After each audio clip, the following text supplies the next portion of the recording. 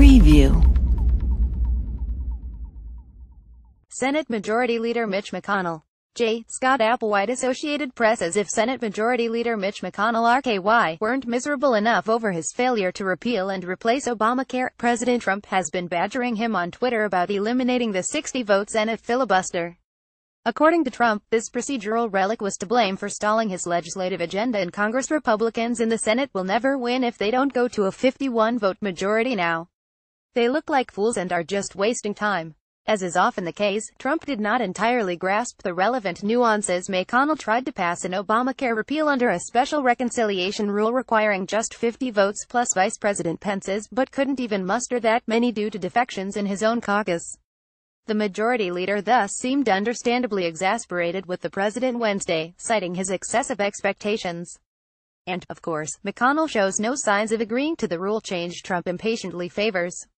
Still, there is a reasonable case to be made that it would be in the GOP's interest to do what Trump says, if not immediately, then certainly if the Republicans manage to overcome Trump's declining approval numbers and do well in the 2018 midterm elections.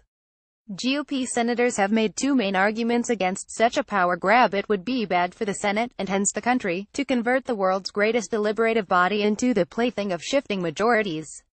And it would be unwise for the Republicans to risk a rule change that the Democrats could turn to their advantage by regaining control of the chamber, possibly in as little as 2 years. However, the second of those two arguments may be getting less compelling for the GOP. It's eminently foreseeable that not only the gerrymandered House but also the Senate will remain in GOP hands for at least the next half-decade, and maybe longer. This is due not only to the fact that the 2018 Senate electoral map favors Republicans, in that they only have to defend 8 of the 33 seats at stake, while 25 Democrats are up for re-election, 10 in states Trump carried in 2016. Even more striking is the developing and seemingly durable GOP edge in rural states, which have 2 Senate seats each, just like the heavily populated coastal states that Democrats dominate. Republican Trump carried 26 states, that's 52 senators worth, with a share of the vote at least 5 percentage points larger than his national vote percentage, according to an analysis by Dave Wasserman of the Cook Political Report. By contrast to these deep red strongholds, there are only 14 states with 28 senators in which Democrat Hillary Clinton beat her national share by at least 5 points. Wasserman counts 10 remaining swing states, 20 senators.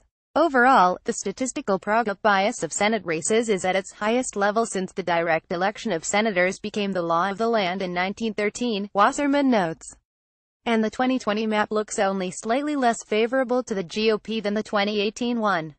The temptation to do away with the legislative filibuster could therefore prove irresistible if 2018 produces another GOP majority of fewer than 60 votes, especially if Republicans also retain the House.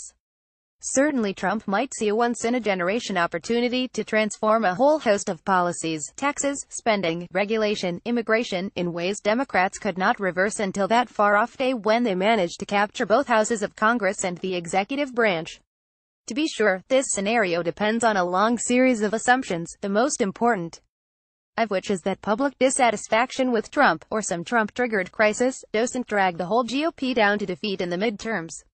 It would also depend on McConnell's willingness to repudiate declarations of high principle he and other members of his caucus have made, seemingly sincerely, to the effect that the filibuster protects minority rights and fosters compromise.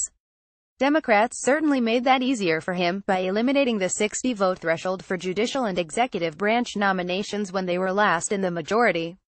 Then the decision would come down to what McConnell's gut tells him about the state of national politics and the likelihood of a Democratic comeback in Washington. By nature, McConnell is not optimistic, Sen. Bill Cassidy RLA recently told U.S. News World Report.